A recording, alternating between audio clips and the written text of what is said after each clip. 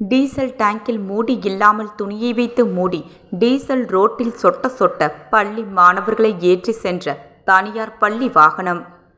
புதுச்சேரி நகரப்பகுதியில் இயங்கி வரும் பிரபல பள்ளியில் பயிலும் மாணவர்களை டெம்போ டிராவலர் வண்டியில் வழக்கம் போல் சவாரி ஏற்றி சென்றுள்ளனர். அப்போது அந்த டெம்போ டிராவலர் வண்டி டீசல் டேங்கில் மூடி இல்லாததால் அதற்கு பதிலாக துணியை வைத்து மூடியபடி வண்டியை இயக்கினார். இதனால் அதிலிருந்த டீசல் துணி வழியாக வெளியே சிந்தியபடி சென்றது. இதனை பார்த்த அவ்வழியாக சென்ற பொதுமக்கள் அந்த வாகனத்தை நிறுத்தி டிரைவரிடம் விளக்கம் கேட்டு எச்சரித்தனர். ஆனால் அதற்கான உரிய விளக்கத்தை அளிக்காமல் அந்த ஓட்டுநர் அபாயத்தை உணராமல் வாகனத்தை ஓட்டி சென்றார். பள்ளி சிறுவர்கள் மீது சிறிது கூட மனிதாபிமானமோ சிறு எச்சரிக்கையோ இல்லாமல் ஓட்டுநர் செயல்பட்டுள்ளார்.